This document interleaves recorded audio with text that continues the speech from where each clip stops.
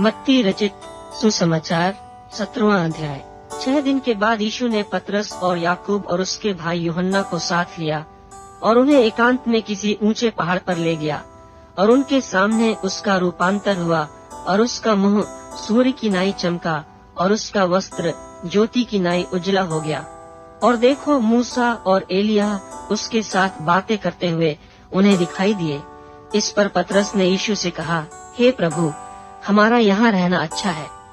इच्छा हो तो यहाँ 3 मंडप बनाओ, एक तेरे लिए, एक मूसा के लिए और एक एलिय्याह के लिए। वह बोल ही रहा था कि देखो, एक उजले बादल ने उन्हें छा लिया और देखो, उस बादल में से यह शब्द निकला कि यह मेरा प्रिय पुत्र है जिससे मैं प्रसन्न हूँ, इसकी सुनो। चेले यह सुनकर मुंह के बल गिर गए और अत्यंत डर गए। यीशु ने पास आकर उन्हें छुआ और कहा, उठो, डरो मत।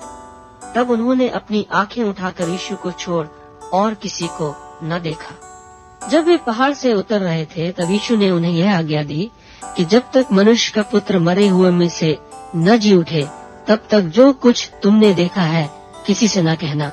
और उसके चेलों ने उससे पूछा, फिर शास्त्री क्यों कहते हैं कि एलिय्याह का पहले आना अवश्य है? उसने उत्तर दिया कि एलिय्याह तो आएगा और सब कुछ सुधारेगा, परंतु मैं तुमसे कहता हूँ कि एलिय्याह आ चुका और उन्होंने उसे नहीं पहचाना, परंतु जैसा चाहा वैसा ही उसके साथ किया। इसी रीति से मनुष्य का पुत्र भी उनके हाथ से दुख उठाएगा।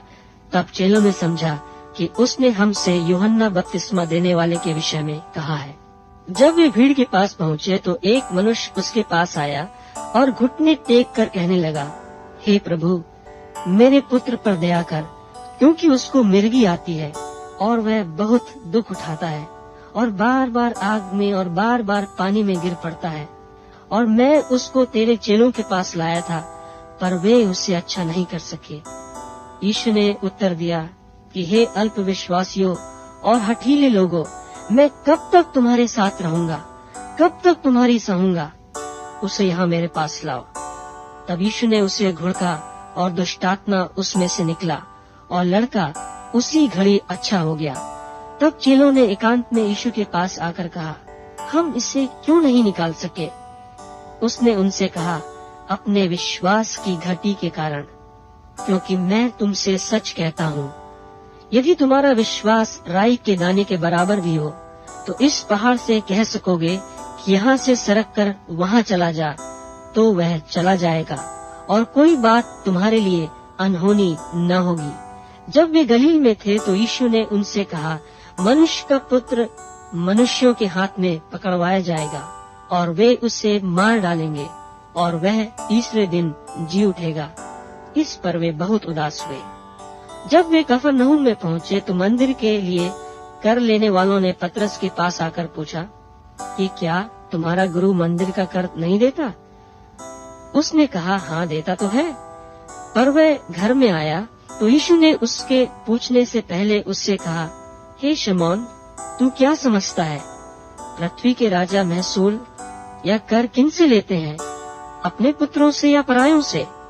पतरस ने उनसे कहा, परायों से। यीशु ने उससे कहा, तो पुत्र बच गए, तो भी इसलिए कि हम उन्हें ठोकर न खिलाएं। तू झील के किनारे जाकर बंसी डाल और जो मछली पहले निकले उसे ले, तो तुझे उसका मुंह खोलने पर एक सिक्का मिलेगा।